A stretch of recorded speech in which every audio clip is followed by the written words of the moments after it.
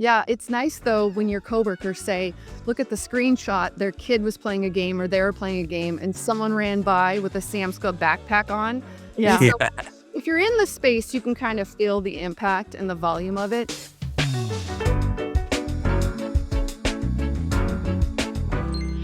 Welcome back to Brands in Play, your podcast for everything immersive marketing. I'm Nick Hill, co-founder and chief innovation officer at Sawhorse. And I'm Albane, Prioux, strategic marketing consultant. This week on the news, we have Bruno Mars partnering with Still a Brainrot on Roblox. Peaky Blinders comes to PUBG. Microsoft launches Prioux ads into gaming, and Uber proves that your ride home can also be playable. And for our real-time review, I checked out Fortnite's Office crossover because nothing says Battle Royale like Dunder Mifflin. And then later on the show, we'll be joined by Leslie Shepard, lead of partnership and growth marketing at Sam's Club. She's a Sawhorse client, and she's been directly involved in Sam's Club's integrations into Roblox and other immersive platforms. And we'll be talking about how membership-first retail brand approaches gaming, how they think about creators and communities, and what it takes to essentially show up authentically within those new UGC environments. And if you're enjoying the show, make sure to follow it. Every week, we break down how brands, platforms, and creators operate inside of gaming, UGC platforms, and immersive media. That's right. Let's get into it. Let's go.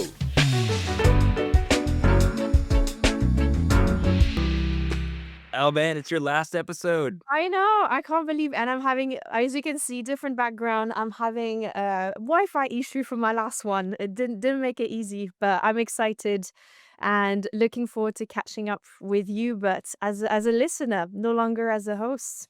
How Well, are you doing otherwise? Not too sad to see me go? I'm sad. Those are big shoes to fill, but Yeah, you got to do the most important job of all is bringing life into the world and raising exactly. it. So focus on that, and then we'll kind of circle back in 6 months, yeah? Sounds good. That sounds great. Well, do you have anything to announce before we jump onto the news? Yeah, I've got two interesting things we're talking about. First, for the first time ever, I'm a Webby judge. So, yeah. Oh, it's nice to be on that side of this, no, on that side of the table to be one of the Yes, judges this time. I get to be judgmental. I get to look at all the work, big selections of work, and then give my opinion on if I think this is should be worthy of winning an award as prestigious as the Webbies, because the Webbies is pretty awesome. Yeah, Um, but yeah, I mean, this is the first time I've done it, and I would say what I really love is how inspiring it is. Because it's such amazing work from all these awesome peers out there on a yeah, global absolutely. scale. You see a bunch of stuff that you wouldn't normally see. That's amazing work. Absolutely. So you've already judged. Have you done it already, or are you I gonna so did, I you did. see Just all the work? one chunk of time, you kind of like consume a bunch of projects, and Okay. then you learn about them, and then you make your selections. So And when are the results coming out? I should know this, and I don't know it. I just know Okay, that I'm okay. done. Okay, I'm excited to see what comes out of this, to see like what you voted on, and hopefully you've raised the flag proud for everything that's gaming and immersive marketing. But I'm I excited gotta to say, see. I've got the bias for immersive Yeah, marketing. You know, I mean the everyone judges is will know. everyone has their affinity for their own side of the work. But that's Exactly. so exciting. Well done. That's really Yeah, exciting. I'm thank excited you. to see what's going to come out of it. Yeah, we'll see. And then the other thing I wanted to bring up is that we just launched our Shelter Fortnite activation. So Oh, Shelter cool. is the new movie, Jason Statham film from Black Bear. And we just came out with this awesome custom map, launched on Fortnite, had a really amazing weekend, huge traffic, big numbers. It was like the number one most favorited map of the weekend. So Oh, it's got amazing. a lot of traction. And it's Just great because especially considering, Fortnite is notoriously a bit hard, but discovery is um, insane, but the strategy that we put into this was very deep. We partnered directly with Chartis, who has been on the show, wow. and we also did a bunch of custom live streams, Twitch streams with Get Wrecked, who have also Oh, been on the cool. show. They're So I think great. we'll talk about it in a later episode, but Yes, they'll be good so to far so unpack. good. I'm super pumped. I literally was like on Fortnite GG all weekend, just like a crazy crackhead, just like tracking the Lots of opportunity, yeah. the progression, and like all the stats, and it was fun to watch. Oh, it sounds like a great week. Shall we go into the news? Yes, let's go to the news. Okay, so for my first story, I think you would have seen this, but Bruno Mars has partnered with Steal a Brainrot on Roblox. Big moment. A big moment, yes, and I think a lot of press has covered this due to the high number of visits and engagement that they receive. So a lot of stats have actually come directly from Roblox. But before I go into this, I'll just give you a bit of a background of what it was and what the activation was. But essentially, Bruno Mars has an integration with Still a Brainwatch. We talked about this experience for quite some times over the last year. It was an 8-minute long performance that was only happening on Saturday, January the 17th. And essentially it was I would say like the creative was quite simple. So it was a stage, like yeah, like you would expect for a concert. And it was a little bit of like the creative replica of his latest music video for his song I Might Just that he just released. What I thought was really interesting, and I think something that was maybe different to other concert that we've seen recently at least, is that there was a lot of earned media. And what made me laugh a lot, and I think it kind of shows why those artists are going on Roblox, that a lot of the creators did not know who Bruno Mars was and seemed to, Not confuse him, surprised.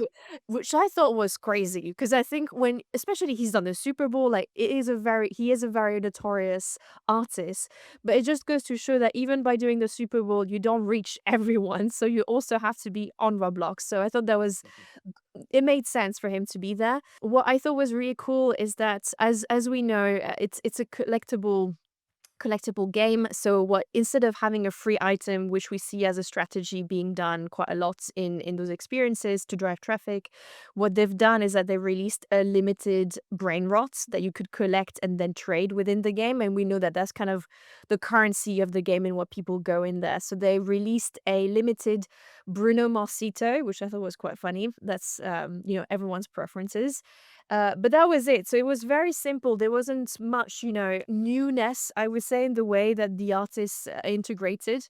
But it had a lot of visits. And I think that's what Roblox is currently pushing in terms of messaging. And we're seeing a lot of stats coming from them and being reporting on the press. So I'll go through this because I think this is really high numbers. We had 12.8 million CCU, so concurrent users at any time on that Saturday. We had 12.8 million users, but I'll caveat that Massive. a little bit.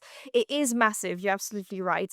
What I think what is more interesting here is the earned content that they got. So there was 53 million views across social media platforms, including TikTok and YouTube, and they also had an official live stream that reached 10 million views across 14 countries. So that to me is really the impressive numbers. What some press are reporting as well, it is short to compete with what Fortnite has done with Eminem. Like I don't know if you remember the concert that they've done with Eminem, Snoop, Yep.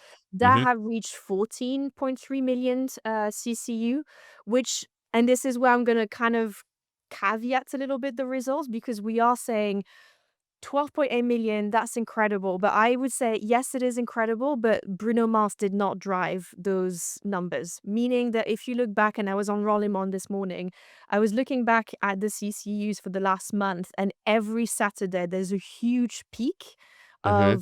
of users on Still a Brain Rot. So Mm-hmm. this data is more relevant to just the overall reach that the game has. Not to say that this is bad, it's just to say that, Bruno Mars did not reach that. He just tapped into a really popular game, which we know is already driving a lot of traffic. So I think that was very smart for him to do. And overall, the results, I mean, the sentiment, sorry, has been really positive. People liked it, but we can't really say that people, were really excited about Bruno Mars. They just continue to do what they always do. They connect to Still a Brain Rot, play that. Bruno Mars happened to do an integration, but we didn't see like a huge increase of, I would say, of attendance just because Bruno Mars was there. Well, yeah, I mean, that sort of makes it clear that it's more beneficial for Bruno Mars to go into to Steal a Brain Route than it is for Steal a Brain Route to That's have right. Bruno Mars, right? Yeah, But if absolutely. you're like a brand or a big musical kind of celebrity and you want to get massive reach, that is the best way to do it. Do an integration directly into one of the top maps, top games, and you will automatically take advantage of that concurrent user base. So it's really smart that he did this, and yeah, it was a success in my eyes.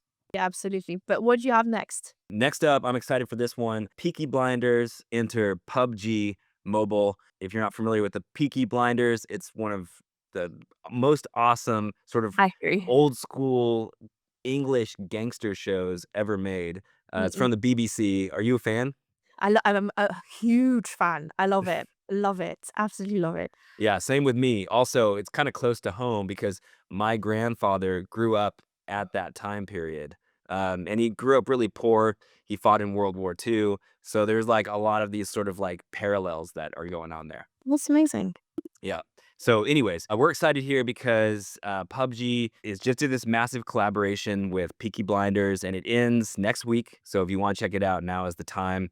And those that aren't familiar with PUBG, it's not a UGC gaming platform like Fortnite or Roblox. It's its own game, and it doesn't really have a UGC component, but it's all based around Battle Royale, kind of similar style to Fortnite. And as far as the stats, it gets anywhere between 25 or 30 million daily active users. Those users are playing for 90 minutes a day on mobile. That's like 3 different 30-minute, like, different battle sessions, and the game's been downloaded over 1.2 billion times globally, so massive opportunity. And what they did is they did a really awesome proper integration, not just skins. So they brought Peaky Blinders themed content into the game. They did Nice. skins, weapons, vehicles, emotes, and this is what I love, they brought the music into the game. So the Oh, iconic nice. track that everyone that The Red Right Hand by Nick Yeah. Cave, it's in the game. And from a music licensing standpoint, that's not an easy thing to do. So I thought that was dope. They also got the Thomas Shelby voice pack. So we've got the actor's voice into the game. What I love is they took the storyline style narrative event called the Shelby Trials, and they brought that in. So as like a gamer or a fan, you get to kind of like live in that IP and kind of expand that story a little bit more so than just skins. I'm always surprised essentially when there's an old IP that's not gonna get new content that is still doing marketing around it. Yeah. Yeah, I mean, So this is a great example of that seeing that success. Um, exactly. and the 3 things I love about this, 1, the film industry is, like, fully kind of film and TV industry is, like, kinda fully accepted the UGC sort of and gaming integration concept. This is proof of that. I love that this really expands fandom. So, again, like, not just skins, the story is in there in a deeper way. So Mhm. if you're a fan, you get to live it. But the most important thing, we talked about this on the show, which I really love, is it's expanding the life cycle of the fandom. Yeah, And absolutely. right? Because it's like if the show is done, this is another moment to kind of keep going No, exactly. That's why I thought it was quite surprising, but you're right. It's a way to just gain more users because the but I think we're content gonna is so see good. Yeah. yeah, and I think we're gonna see more of that, especially for shows that are active, like in between seasons. It's the whole strategy of like season comes out, okay, everyone watched it and they're done. Okay, now game integration's there, so people are Yeah. playing the game. Then they're getting tired of it, and then boom, new season comes out. It's a way Yeah, to yeah, yeah. keep that, ball in the air, which I think is really Absolutely. And fascinating. I think that's the Netflix strategy for sure. That's what they're trying to do. But up next, I also have another story with Microsoft that is releasing pre-roll ads to video games. And why I picked this story, I thought that was quite interesting because I think Microsoft at the moment has always, with the acquisition of Kings and obviously Activision Blizzard, they have large potential of revenue with mobile ads already within gaming. So there was, I believe, a leak when the acquisition happened that they were expected to make 1.4 billion from in-game advertising by 2030. So they already has a large potential. The issue right now is that they haven't been able to really advertise to PC and console gamers. And this is now being kind of like, I guess, the perfect recipe with what's currently happening, where they have subscription for their Xbox. You can subscribe to their client gaming. Essentially, like for people that don't know what client gaming is, it's a bit it's Netflix but for gaming. So you don't need to download anything. You're streaming the game and you're playing it through your internet as opposed to having to download a very heavy game and loading it. It's really good for people that don't want to have to update hardware. So you can play essentially really heavy games like Assassin's Creed without having to, struggle with your console or with your PC. So this is why it's so popular. But in recent years, because it's such a infrastructure cost, they had to increase the subscription cost, and I think a lot of people were complaining about that. So this is kind of the a bit like the same model that we've seen Disney Plus and Netflix do, where you can still subscribe to this service, but you can have something a bit cheaper if you watch ads. And I thought that was quite interesting and quite a good model. I have that, for example, for Disney Plus, where I don't want to pay the full subscription, so I still Hmm. watch ads while having access to all of their content library. And this is essentially like a new revenue stream for Microsoft, but also a way for them to a way for, I guess, brands, sorry, to be able to tap into an audience that they weren't able to advertise to prior because they were gated behind the subscription. So I thought that was really interesting. So just wanted to highlight it. Is there's not much at the moment that has is still in testing. All we know right now is that it would be 2 minutes of pre-roll ads every 1 hour. So it's like I think the sensitivity with PC and console players that you don't want them to have this ad fatigue, and they're notoriously Interruptions. yeah, they're notoriously not known to be able like it's weird to see an ad within your PC or console gameplay versus, a mobile game where we're like used to it a little bit more. So I think they're taking that into consideration, but I'm sure the strategy is going to be at some point to be able to scale that. But regardless, wanted to highlight this because I think this is an opportunity that could be quite interesting for brands that are already either in discussion with Microsoft for a partnership. The fact that there now is a whole new pool of users that you can now advertise to, I thought that was quite interesting and worth looking into. Yeah, no, that was I think it's a smart move and it's like a natural move. It makes sense. The thing that I just bumps me is that I think that, running ads are like they're intrusive, right? And so it kind of makes sense for scale, but are there more clever ways to kind of get those brands Well, integrated, if you don't wanna see it, you can have the full subscription, but I think this is like, you can't what was the expression? Beggars can't be choosers, Yeah, where yeah. you can't complain about the fact that the subscription is too expensive and not want to see ads. I think at some point it has to make sense for the company from Yeah. a so, I agree with that argument. I'm just you saying, know like, is there ways that they could integrate those ad messages that are more gamified or more sort of, maybe. you I know, think right now they're it's hard to do probably at scale. they're testing at the moment. They could be different formats, and I think that's kind of what was mentioned in the press release is that they're looking in the future of how that can be integrated a bit better in the gameplay. For now, it's pre-roll, but we'll see in the future. I still think it's a good win-win. Like I have that, for example, for Disney, and I don't have any issues with it. Where I pay less, but that means I need to like get some ads. But if it really was a problem, I would just have the whole subscription. I just don't want to pay for it. Yeah, that's fair. And Can't argue with that. what's your next story? Next story, I was excited to see this. This is Uber introduces Backseat Arcade. Did you hear about this at all? No, I haven't seen that, so This I'm is excited to. very, very interesting. So, Uber launched an in-app gaming experience called Backseat Arcade, and this was in Okay, Australia only for the last 2 weeks of December. So, it was just like this test thing that they did. that's And cool. essentially, riders, when they're inside of the vehicle, they can play retro games on the app, the Uber app. So, they had Snake, Meteors, and Brick Breaker. Oh, very old school. Exactly, like, very, like, classic, Yeah. and this was built in partnership with Livewire and Essence, Mediacom. Livewire, we worked with several times, they're an awesome company, but essentially, once you're playing the game, you can earn rewards. So players compete for high scores, and they can unlock, up to 30% off of their next ride. Ooh, I like that. Right? It's So there's, like, a cool. purpose for doing this, and I think Uber did this because they want, to get more engagement with their customers, right? So, like, your customer, you use the app, you call the car, you sit in the car, and then now the app goes away. You've lost them, you know? This Mhm. is a way to, like, keep them engaged and kind of, In the keep app, that yeah. conversation, which will lead to, like, more loyalty and kind of a deeper, like, affinity with the brand, and the performance was, like, really high. So during that short window in that short, location, they did 20,000, riders that actually played this. And do you wanna guess what the most, popular game was out of those 3? I bet it's Snake, Of no? course, Snake is the winner, Right? Snake for the Yeah. win. It's so crazy, I Has played Snake recently, I'm like, "Dude, it's just like one of those games that you can't not play it." When it's on, No, you're just like, I and I have to think eat it. there's a nostalgia of like me like I for me it was like stealing my mom's Nokia to be able to play it. Yeah, So it's just there's a nostalgia around this game. it holds up. And Mhm. then the average play session for all these people was over 4 minutes.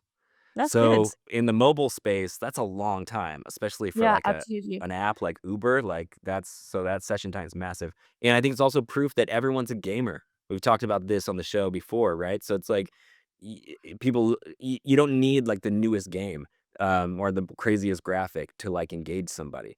Most people will want to play some kind of game if it's in front of them, and this is Yeah, proof of that. absolutely. I mean, I like it. I feel like for me this screams, as you mentioned, like wanting to drive attention because what people do is going on another app like TikTok or anything to pass the You lose time when them, you yeah. are.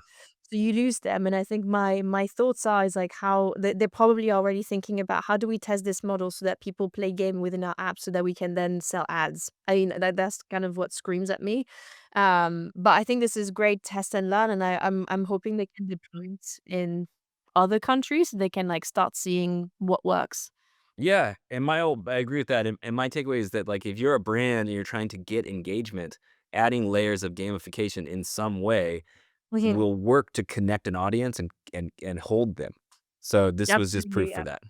Yeah, absolutely. But is it time now to go to your real-time review? I'm excited about this one. Yes, this is a weird one. So let's go to the real-time review.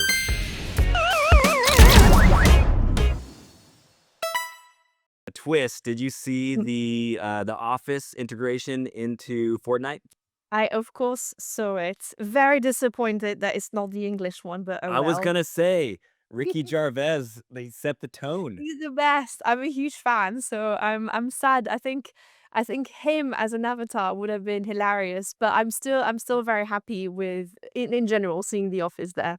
I also think that because the show is off the air at this point and it's retro, they could have because it's such like a metaverse concept, right? These platforms, these UGC platforms, it would have been great to get both Steve Carell and Yes. Ricky Gervais, like just and you can pick the one you And like. then Like and them fighting each other, I think that would have been hilarious. Or like a whole like they could have had like a bit like a Star Wars moment where you see them both like grilling or roasting each other. I think that would have been so fun. that would have been really cool. I blame the lawyers for getting in the way of Fighting for I'm who's the sure best boss. that conversation came up in some of these meetings when I'm Epic was sure, doing I'm this. sure. Yeah, tell us everything about it. Yeah, so there's a integration happening right now. So obviously, the Office comedy sitcom, The Office, was brought into the platform as skins for Michael Scott and Dwight, two of the main characters. Mhm. And what they did is this is a direct licensing deal with Epic, and they brought in the cosmetic items, the skins, the emotes, the back bling, pickaxes, gliders, and you can get that entire bundle for 3,000 Robux, which is the equivalent about 24 US dollars. And now, That's Ben, you think that's too much for I this think stuff, right? that's still I think it's because yeah, but moving on. I think that's still too much. Yeah, All of you the can examples piece it of out. You can get it for little bits and pieces of it, but yeah, yeah, it yeah, is a fair, lot, like exactly. 25 bucks. Yeah, for your That's a average lot. gamer. But yeah, this is just another example about how Fortnite is this big cultural playground, where they're really always bringing in pop culture and even nostalgic, sort of old school, mundane TV. And that's what's surprising to me that you can Mm. bring in like a sitcom office comedy and then bring it into Battle Royale, and somehow it works and it doesn't bump the community. No, exactly. And I think it just goes to show of the maturity, I would say, of the audience. I don't I think this is probably more relevant to people that would have watched the show, or at least like maybe of our age that Right, a I different didn't watch. demographic. Exactly. So I think it just shows that I think with The Simpsons, with South Park, I think they're dabbing into like what's good with what they've done in the last few years is that they've dabbed into really different generations, icon IP. I would love to see them more doing Gen Z IPs a little bit more, but Yeah, that's a good call. Yeah, because they skew older with these partnerships. always, and I think the only one I can think of that was really like a Gen Z, almost Gen A IP was the K-pop Demon Hunters. Yes, that's it. So that was the one where I was like, "Okay, that's cool." Like, that's finally That's something that's closer. really yeah, that's a bit closer. But that's a The great Reds point because it's like wedging a gap, right? It's like all of the younger stuff is happening on Roblox quickly, exactly, which is right? the issue. Like, they need to start I think especially when we think about, like, creators, et cetera, and, like, who's coming onto their platform, I think they need to start having a strategy that's gonna be a bit more relevant for a younger generation, but I appreciate they need to have a balance. It just seems that at the moment, it's not balanced. It's more skewed towards a millennial That's a appeal. good point. That's a really Um, good point. but I still love it. Like, that resonates with me, but I don't know if this is, like if I'm the future of Fortnite, and I think they need to start thinking about longevity of the game. I would Um, say, a lot of the user base, especially the younger user base, probably was not familiar with The Office and didn't know what that was, I'd imagine. But I went in and I bought the whole pack because I'm a fan. I just wanted to get it in my inventory. So it was easy to go in, find it on Discovery, purchase it, add it, and then equip it. And I jumped in a few worlds and played as Michael Scott, which was pretty fun. And so the good thing about this, which I like, is that the quality of the skins is super high. They look fantastic as always, and there was tons of inside jokes that are attached to this. For instance, like one of the back bling items is Michael's world's best boss mug that you can put on. It's like little things like that are just like so fun. And I think another reason that it's good about this is just the fact that it exists. This is a stretch of an integration. I would not have anticipated it, but they no. pulled it off and it works. So I'm happy about that. As far as the bad, this is cosmetics only. So there's no environment, no custom game types, no expansion of the lore or story. We talked about earlier on the show, Peaky Blinders, how they went so deep into, integrating the storytelling. There's none of that here. So don't love that. Also, this integration is not sort of built with non-Fortnite fans in mind, right? So like if you're an Office fan and you found out about this and you jumped in, I think you'd be like, it wouldn't really work for you, I don't Yeah, I think. agree. And then short-term impact. These are just skins. This won't be a big moment, right? It'll just kind of like be on the platform as something people are aware of, but it's not like breaking anything in a good No, way. exactly. And then innovative, I would say yes and no. Yes, because, props to Fortnite for taking, like we've said, like this unlikely, very simple, boring, weird comedy show from back in the Boring? day. Well Boring. well, The no, it's best show. it's hilarious. I love the show. I'm just saying, why does that belong in Battle Royale? No, Like, I agree. that's But I what I think think because is innovative. it's meme culture. Like, I think Yeah. maybe I revert back maybe to what I said before. Maybe some like younger generation know about the show, but through memes, as opposed to having watched the show. Yes. Because I That's think there's so many memes of him actually that still are on social right now on TikTok. So maybe that is I think that's what they're trying to do is what is memeable, what is meme culture that we should have a partnership with and have in our because now I think the fact that like I haven't seen the emotes, but I'm sure, there's some it's inside jokes in there. yeah. But, for going back to whether it was innovative or not, on the no side, obviously, bringing in cosmetic skins at scale, is Not not new. innovative. This is what they do with all of their brands. Yeah. But I would say if it ain't broke, don't fix it. This model works. And one thing we know about UGC gaming platforms is don't force something on the player base that they don't want. So Exactly. Epic not trying to get too crazy or too bizarre with it, is probably a good thing. So I think it was probably the wise move. But as Yeah. far as the evolution, I'm really curious to see how the Fortnite platform changes as the Yeah. UGC side starts to grow and demand more of the attention. I think it's going to be fascinating to see that evolution. Absolutely. Thank you so much for that. But now it is actually time for our interview with Leslie, lead of partnership and growth marketing for Sam's Club. Let's go.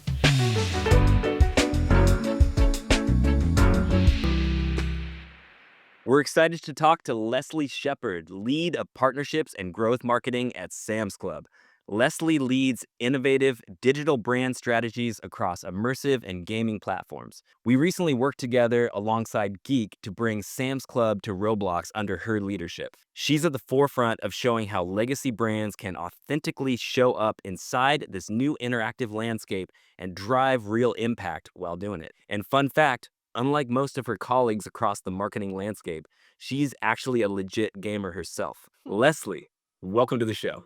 Thank you so much, Nick. I am so excited to be here. We're so excited to have you. Leslie, I guess my first question, I'm going to jump straight right in. I would love for our listeners to have a bit of an understanding, I guess, of your background, but also of your team. If you could explain what's the prime objective of your team within Sam's Club. Okay, well, my background, some of the lore is I am obsessed personally with video games. I love them. Love that. I grew up in an area where there wasn't much to do, so gaming was my best friend and my babysitter. And then I have two sons, now 17 and 13, but we have always played together. It was a way that we could bond. So Um, cool. Professionally, like over the past 10 years, I worked in a different kind of gaming. I actually worked for Indian gaming, casinos. Okay. Before I came over to Sam's Club. I've been at Sam's Club now for 7 years and currently focused on growth audiences and partnerships. The team is just me right now. We are expanding and growing that area, but right now it's just me on the marketing team for this Oh area. my God, so many. And we'll deep dive into so many of the projects that you've done. But I want to say congratulations already for the amount of work that you've done just on your own. Oh, thank you. That's Appreciate that. impressive. Yeah, awesome impact so far. Jumping into the next question, like what is the main focus for Sam's Club getting into gaming or immersive platforms? Like what business problem is that solving for the brand? And so with our Geek partnership, we did some research to find, okay, where is high mass volume of young consumers and where they're spending most of their time. And it's gaming, obviously. So it led us to that. And then we investigated a couple different platforms, but Roblox really, they're experienced in having brand integrations. There's also so many game titles that you can really affordably pick one that matches your brand budget. And then just the level of effort to execute an integration with a developer is pretty low when you're looking at other ways to enter gaming. Other ways like licensing, for instance, right? Yeah, or on any other kind of platform, whether it's Fortnite or Nintendo or any of these other ones. There's usually longer lead times we've learned or higher investments Hmm. needed. I Hmm. think comparatively to Roblox, we're probably mobile gaming. And we'll talk about more of that later, like the Zyngas and the Kings and things like that. That's Yeah, that's pretty absolutely. efficient too.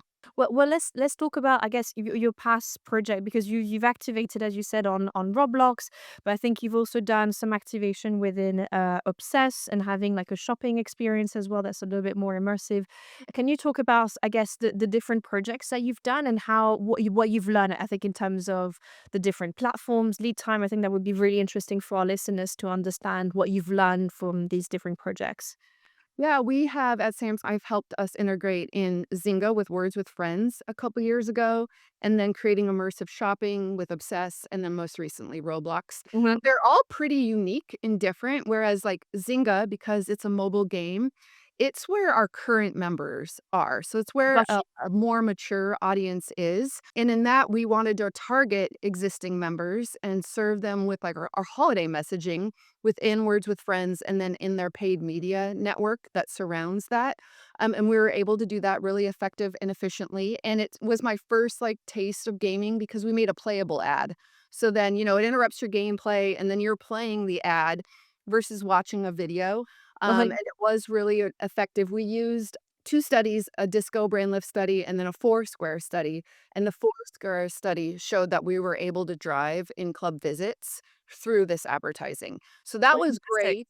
Yeah, to reach current members. For Obsess, and these are all great partners, Obsess, we built a browser-based, immersive like commerce experience. And we actually recently won a Modern Retail's best use of immersive shoppable content. Oh, well done. Congrats. Yeah, thank you. Thank Congrats. you. With that, that one's interesting because you're building something where there's not an audience. So you also have to like invest in and drive an audience to your experience. And we learned that paid media, social, particular influencers, is the most effective channel to drive an Vibe. audience to that experience. Yeah.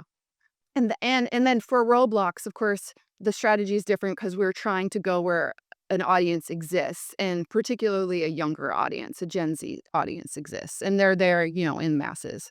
Yeah, so out of all of those examples, Roblox is the only sort of UGC gaming platform, Okay. and I think it's very foreign to most marketing teams. As far as like when they come, when they have a strategy and they want to activate in different places, it's one of these new places that's kind of bizarre. Can you talk a little bit about what that was like to approach Roblox and understand it and then make a plan? Yeah, and also the other challenge is we are referring to it as UGC. Immediately, people go to like influencer content, Yes, Yeah. yeah. not like a gaming content that's being created by the community and stuff like that. So a lot of education went into just. In some ways, it's helpful because you have like an analogy of influencers and social to like And we play against to how you explain gaming. But then you really have to also not compare them too closely because they are different and then additive to one another, not like one you could replace with the other. So yes. there was that. And so Roblox, I think there was a couple things that went into really explaining that was that dispelling the belief that only young children play in Roblox. hmm And two, also now with ChatGPT and Gemini and how easily AI is accessible, you can ask it these questions too for yourself and not just trust Leslie. So anyway, that's um, so dispelling that there's a more mature audience, I think their fastest growing segment is the 18 plus Yeah. and then also that it's a platform that is very social. It's not like I'm playing passively alone, I'm playing with others. And so starting there, to help them understand the value of it. We didn't get into UGC specifically until we were closer to activating on the platform. And then I learned, which I didn't know, how valuable UGC particular items are to a brand that is just doing integrations. And so our integrations would last just a couple weeks. But that UGC item is persistent. It's Mhm. there forever. And so if we can create items that players want to earn and equip, it's advertising that lasts beyond the integration. And we brought this up on the show before, but like there's no way to track those impressions, which is kind of insane because you have different players equipping like something that's branded Sam's Club and then they're showing up in all of these different games for Mhm. arguably years and there's no real way to track how many impressions you'll gain over time. Yeah, it's nice though when your coworkers say, "Look at the screenshot, their kid was playing a game or they were playing a game and someone ran by with a Sam's Club backpack on." And Yeah. so Yeah. if you're in the space, you can kind of feel the impact and the volume of it. And also when we dropped our first UGC item, I think the first day we had 30 organic YouTube posts just about the item. That's dope. And very rarely when we do something do you see like that Sharing organic content, yeah, creation absolutely. of content around it. So that was a good indicator too that that was successful.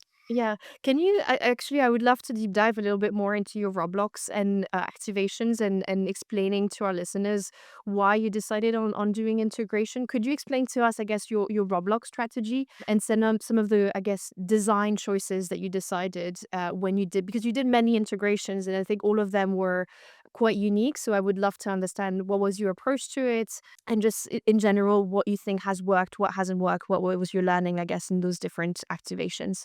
Oh, sure. So, it's helpful for Sam's Club when Walmart does something first. So I got to watch the way that Walmart has activated in the space. And then that team has been great mentors to me. So I had the advantage of getting a lot of insights before we even, started to create something on the platform.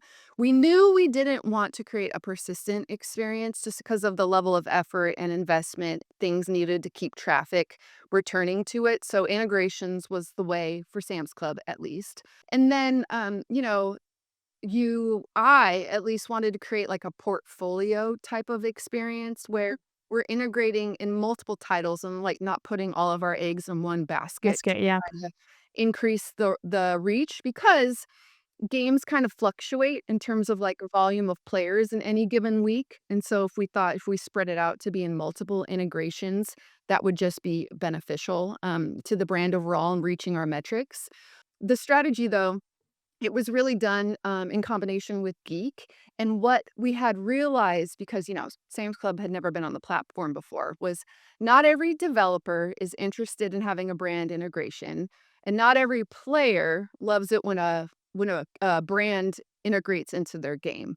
And so how can we create a strategy where everybody benefits so Mhm. that opens more doors for Sam's Club to integrate in the future? Because we actually had some game developers just say no. They didn't want that, like, alignment with the Sam's Club brand for whatever reason. Uh, Mhm. and maybe it wasn't specific to Sam's Club. Maybe they were just had an averse reaction to just integrating with brands in general. So our flywheel was, well, how do we develop an integration where the developer benefits, and so will obviously want us to return, and then the player benefits while the brand is also benefiting. So the first time we integrated was April to June. We were in 3 different game titles. We ran paid media on the platform on Roblox at the same time, and so we told the developers they will see an increase in traffic while our integration is live, and so hopefully that's of benefit to them Well, to see a yeah, bump in absolutely. players. Yeah, and then the players benefit in 2 ways. We, invested heavily in UGC, and so everybody that completed our mini game, hopefully everybody, that would get a free item, and we saw immediately those YouTube posts getting posted, but also the comments were like, "Finally, a free UGC item I can actually claim because we invested so much, they didn't run out right away." Uh, Yeah. and so we got a lot of love from the community for that, and the second way they benefit is by interacting with our NPC Rolly. He's a toilet paper man. When you click on him, he tells a little bit of a brand story, but then he issues a virtual Sam's Club membership card within the platform. And the developers generously offered like exclusive rewards or benefits while Sam's Club was in their game. So if you flip to the back of the card, I think it was like a free vehicle in Paradise RP, That's 20% amazing. off. Yeah, yeah. 20% off like in-game purchases and cake off, things like that. And so now the player hopefully starts to understand when they're associated with the Sam's Club brand. They just get more value when they're rather than if they're not associated. So they got those 2 things. Yeah, Just like in the real world, yep, That's exactly, what I yeah. love about this campaign is that, yeah, when brands come to Roblox, I like when they kinda bring the brand ethos, or the functional how the brand functions and parallel that inside these virtual spaces if it can be of value and, something that the players actually want, and I feel like in this case, it really is. Yeah. Oh, sorry, Leslie. I was going to say, I also love what you said around, because I think that's something that a lot of brands don't think about. And this is when we can do the parallel with the influencers on social media, is that not every social media influencer is going to want to do a brand partnership if, for whatever reason, it might not make sense for their channel. And I think we are seeing the same thing on Roblox and other UGC virtual platforms. So I thought that was a good call out for you to mention that, you also have to navigate not only the experiences that make sense for the brand that has the right audience, but also the developer that is keen to also collaborate, because what you don't want is to have a developer that's a bit reticent, and not going to give them like their all to make sure that the integration is great. So I think that's also what makes the integration that you guys have done so authentic. You can see that they wanted you guys to be there. I think too, like, we did not try to control our image. Like, we Mhm. really leaned on Sawhorse's team and then the developers team to, like, we don't want it to feel like a brand forcing their advertising onto the players. Instead, we want them to feel excited that we're there, and it's just like it's a friend that's joined a game with you where you're getting these rewards and these benefits. And so letting go kind of that control of like the brand image. It also helped us like you just fit in naturally to the Yeah, environment. Like, absolutely. yeah, yeah. If it felt very cohesive, I think, to the gameplay, which I think the developers prefer and the players versus, being more intrusive to the experience. Yeah, and let's talk a little bit about Roly, who is the brand mascot that is a roll of toilet paper to represent Sam's Club. He is not the mascot officially of Sam's Club outside of Roblox, right? Do you want to Right. talk about, kind of the leap of faith that you guys took? I think a lot of brands would not choose to represent themselves with a roll of toilet paper Yeah, so the first insight actually, Nick, came from your team and Justin particularly, where he said weird works really well. And on so Roblox. Yeah. Yeah, I trust him, and I play myself, right? You guys mentioned how I play. So, yeah, I can see how weird is just part of the DNA of Yes. Roblox and the various games you can play. So, that was good for us to lean on. That really helped narrow down, like, the scope. Also, separately from the Roblox integrations, we had done some TV commercials and other advertising and learned that when a character, avatar, anyone is wearing a blue vest that we have our associates wear, there's a misattribution to Walmart because they also have Mm, blue It does, vests. blue. yeah. So, that kind of ruled out, like, let's have our NPC being a character in a uniform because I didn't want that. And Walmart was already on the platform. I didn't want them to think that this was a Walmart integration. I wanted to make sure that Sam's Club stood out strong. And so then the next step was like, well, what's our top selling items? And toilet paper is number one. And we could kind of go down the list. But just shooting that out there to the Sawhorse team, and when they came back with Rolly, and if you guys look him up and look at it, he's just endearing, and he just also happens to be toilet paper. He's dope. It just worked. Yeah. Okay, this next question is like fascinating to me, and I think it's really relevant to our listeners. Convincing leadership. This is not an easy thing to do. And marketing teams, they're so used to the traditional means of advertising, plus even platforms that have, more advanced targeting and attribution. In going inside gaming is like a hard left turn, but it's so valuable.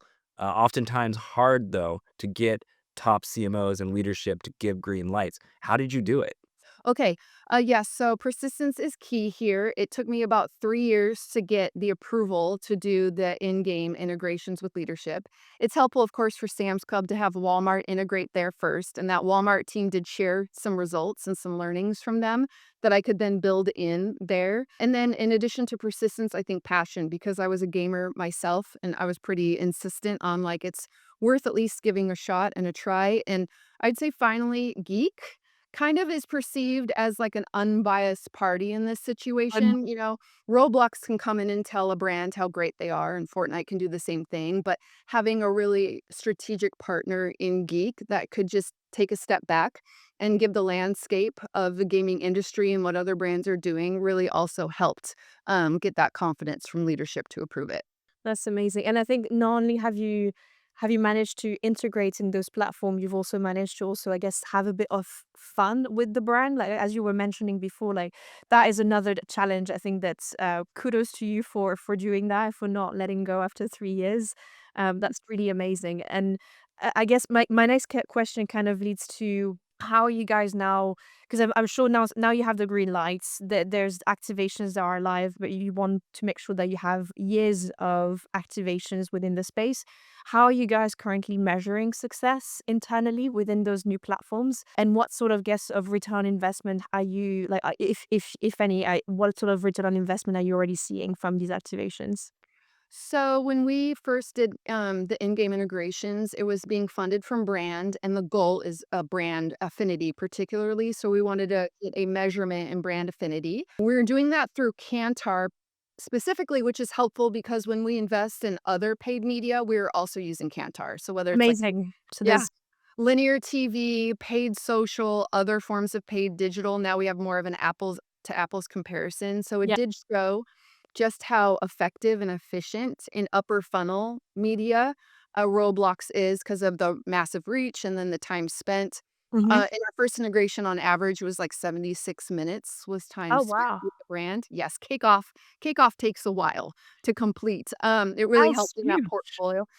Actually, that's the other point to portfolio is that some games, they'll had much lower time spent, but the Mhm. UGC was flying off the shelves, where, like, a game like Cake Off, less UGC was being issued, but way longer time Of spent, so it course, yeah. helped, yeah, balance all of the metrics. Anyway, because we have an apples to apples comparison, we're able to prove out how effective it is in upper funnel.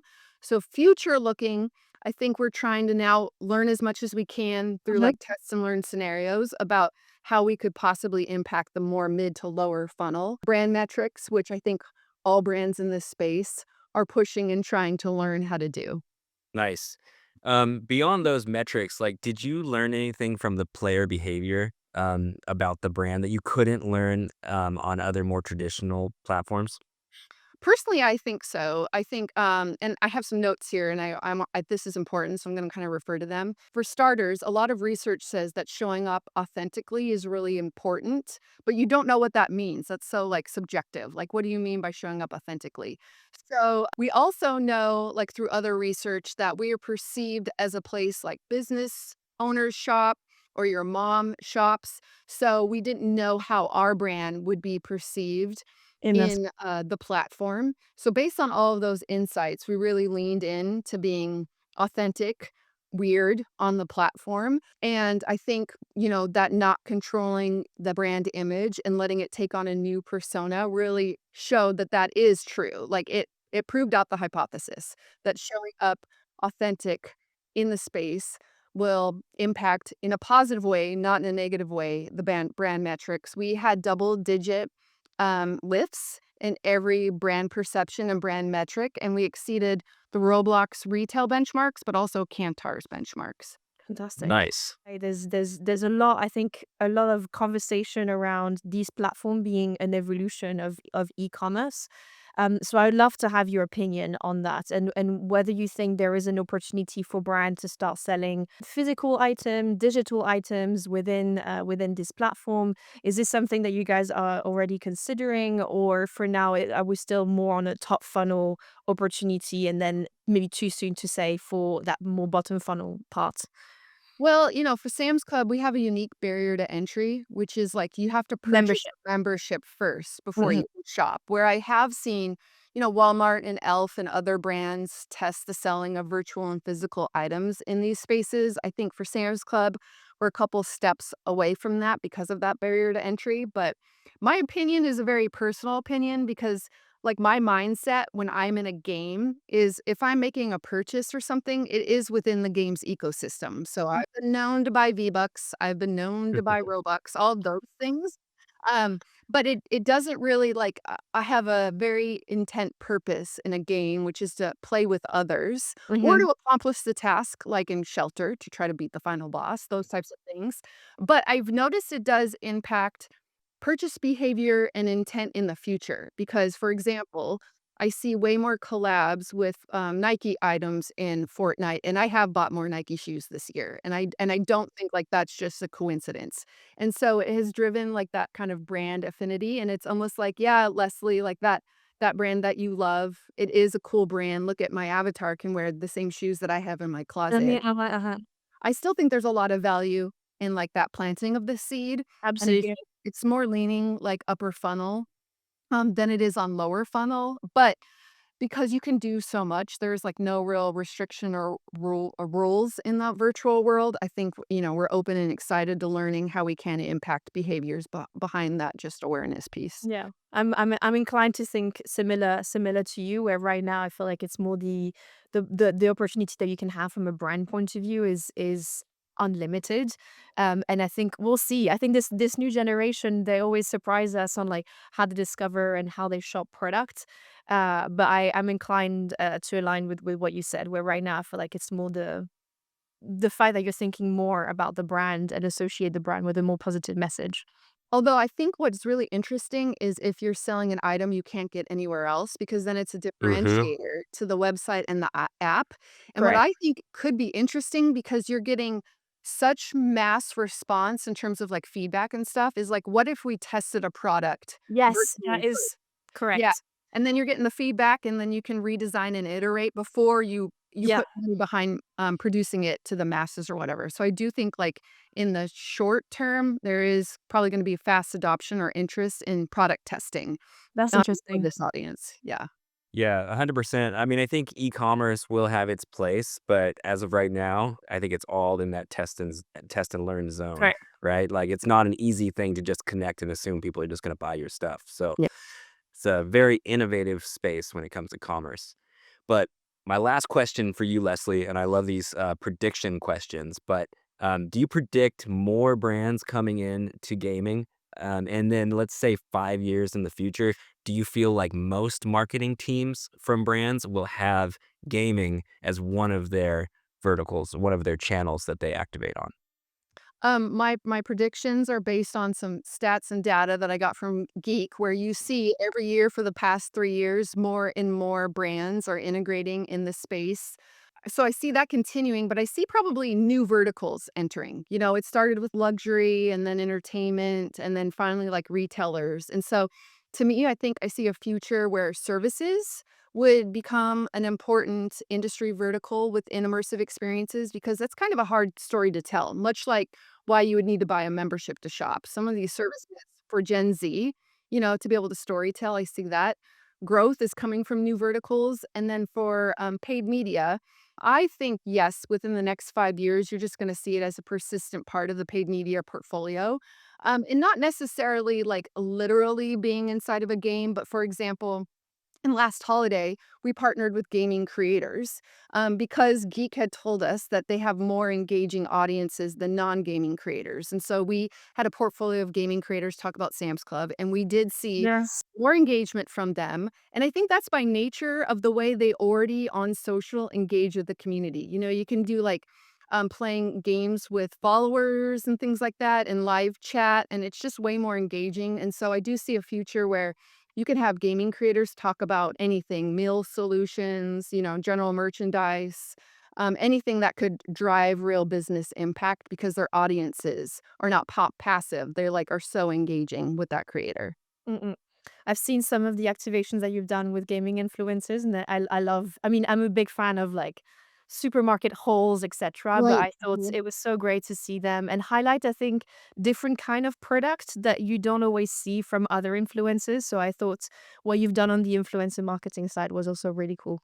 Oh, thank you. Appreciate Yes, that. on that side and also the gaming side, you're driving some real impact. So it's exciting to see all of the work that you've done so far and then the work that you're going to be doing in the future. But Leslie, we really appreciate you coming on the show and sharing your insights. I think this was an awesome interview. Thank you Yeah. so much for having me. It was a good time. Thanks, Leslie. Yeah. All right, let's go back to the show.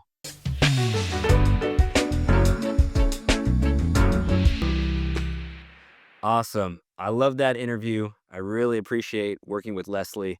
And my takeaway, I'll say, I think it's a massive advantage that she's actually a gamer. Mm-hmm. And unlike a lot of the other, people at her level on marketing teams for other brands, they're not actually organic gamers. And she's a very serious, skilled gamer that understands the space. I feel like marketing people who are and have a background in gaming make much more successful products because they really understand it. Yeah, absolutely. And I think I fully agree with you. And the other thing I wanted to highlight is first kudos again to her for being a one woman band and being able to lead all of that. And I think for me, my key takeaway was the reason why I think Sans Club's integration have been also so successful is that they were open to seeing their brand in a different light that Yep. I think some brands are like I think that's the same jump that they have to make when they're on social. The fact that you have to see your brand in a completely different, I guess, you know, image, it can be very scary, specifically when you have a tight playbook and brand policy. But I just really want to give them a shout out and for her and the whole Sam's Club team, I would say, for just being bold, I guess, and allowing their brand to be a little bit flexible and being authentic to that platform as opposed to what they used to do before on other social media platforms. 100% agree. It'll be exciting to see what that brand and Leslie do in the Yeah. future in this space. I'm super bullish on Mm-mm. them. But we're almost ready to wrap this episode up. But before we do, let's go to hit, miss, bet. All right. So for this week, it is my turn, and I'm gonna go quick and sharp on this one. But my hit is I don't know if you saw this, and I came across it actually on TikTok. So it's the new Dr. Pepper jingle. Have you seen No, this? no, I haven't seen it Okay. yet. So you have this TikToker that is called Romeo Show. That's her handle. She recorded a video of her singing a jingle, like very simple. Honestly, it is so simple. I thought it was a joke initially, but it went viral. Her video went viral, so it now has. I was watching this morning, 93 million views and over Damn. 9 million likes. So people started to essentially tag Dr. Pepper and saying this has has to be your new official jingle. And I loved it because the brand has seen it and they licensed the song and put it in the latest advertising that ran on the NCAA football commercial. Don't know what that is, but I thought that was really cool. And it's essentially this whole story, I guess, went beyond what it was initially was intended for. And also the Dr. Pepper put the advertising on their YouTube. It now has 1.7 million views. And what I thought was interesting from that is that first of all, none of their ads has that kind of engagement, but the comments on there was really interesting. And that's why I wanted to talk about it, where people were saying incredibly positive things about this jingle. You have to listen to it because it is I thought it was a joke because it's like painfully simple, the wording, but it works. It's catchy. My miss, it's an article that came from GameSpeed that you actually shared with me, Nick. Where I thought that was quite interesting, but something I was not aware of, where according to GameSpeed, there's a few creators on Fortnite that are enlisting as well. They apparently are male creators, but are portraying themselves on social media as female creators, either by hiring someone that's can be that person at the forefront, or by I guess I think what I understood from the article is that there essentially are utilizing either women to be the face, but not really the backbone of the business, or full on. There's a one creator named Penville that they mention in their article, where they have someone that is creating these videos, but she's actually not the person that is behind the development Yeah, it's an of all the map. male team, I think. That's right. And I thought it was a bit like I was initially I was trying to understand like what was the like I think a lot of women within the Fortnite community have came out and were a little bit like outraged by what was happening, because essentially what's the impact of that is that a lot of brands are going to these really successful maps thinking that they are Supporting like supporting. female creators. Correct. Supporting a female creators. There's even agencies that are highlighting these creators as top leading female creators, and actually they're not female. And I think there was a bit of like an outrage from these developers for good reason. I thought it was. I think for me, what pains me is that like. It felt like these women, I guess, were used just as tokens, so that it's Uh-huh. like we've done our like inclusivity or gender gap effort, and there's actually not really a genuine desire to have any sort of positive impact. And I think that's what it's the most painful, is the fact that it feels like a token or a marketing stunt.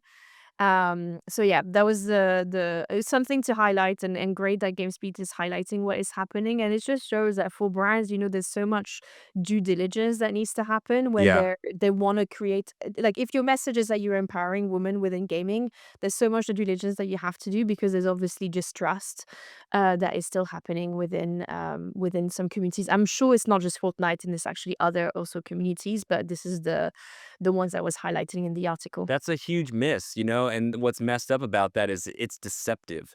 And I think one Absolutely. thing that is so awesome about UGC culture, both on the social side and the gaming side, it's all about supporting the creator. And if the creator is not being transparent about who they actually are, uh, and people are aligning themselves with that, it's a miss, in my opinion. I I think agree. we see less of it. Yeah, hopefully. And then my bet is just more in light on Bruno Mars concert.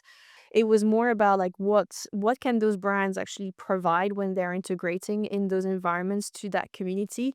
So I'm hoping that we're gonna see a bit more of that shift, so it feels less plug in out and never to be seen again.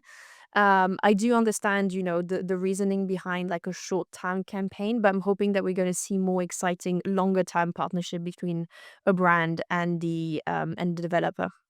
Yeah, you could see that sort of a long form partnership merging, right? Like as someone who represents the brand, right? Like an Yeah, or ongoing it sort of could be like spokesperson connection. correct, or it could be chapters. Like I think if we think about like the codes of gaming, it could be like every quarter you have a chapter that's done by the brand, and there's a bit of a continuity in why they are in those spaces, as opposed to like for now, what still feels like the old way that we used to do influencer marketing, which is like an integrated message within the core content and then never to be seen again because you just want that awareness piece. And I'm more thinking about like how can brands start doing a little like I guess like more partnership as opposed to integrations. Yeah. Well, all of this is evolving and improving over time, so it's so exciting to track Yeah. in real time. That's But it. that is it for this week. Everyone, thank you for listening. And next week, Albane is out for a Mhm. while as she does the most important job, bringing life into the world and being a mom and dealing with that. So, Albane, you are going to be missed. Thank you for your service. You've brought so much to this show. We appreciate you. Thank you so much, Nick, for having me. I'm looking forward, honestly, to catching up. Actually, I'm looking forward to being a listener. I think I'm still gonna. Don't worry, I'll still connect. Be a huge fan of the show, and cheering you on, but from the side. So thank you so much to all the team as well. It was such a pleasure. And hopefully I will see you very, very soon. That sounds great. And we've got yeah. our guest co-host who is coming on for the month of February, and we're excited to introduce them next week. So tune in for that. Absolutely, and we'll make sure again to like follow the show as we bring every week the latest on immersive marketing. But Edward, please read us out. And that was Brands in Play. Thank you for joining the podcast where we explore immersive marketing and the people who are leading it. Co-hosted by Albane, Prioux and Nick Hill. Our show today was produced by myself, Edward Regu, with creative direction by Joey Jerder and audio engineering by Samran Kiyu. The views, thoughts, and opinions expressed in this podcast are solely those of the host and guests and do not necessarily reflect the views, policies, or positions of host employers. The information shared during this podcast is based on personal experience and publicly available information and is intended for informational purposes only. Any references to specific platforms, companies, or partnerships are made in a personal capacity and do not imply endorsement, partnership, or official association with any organization mentioned.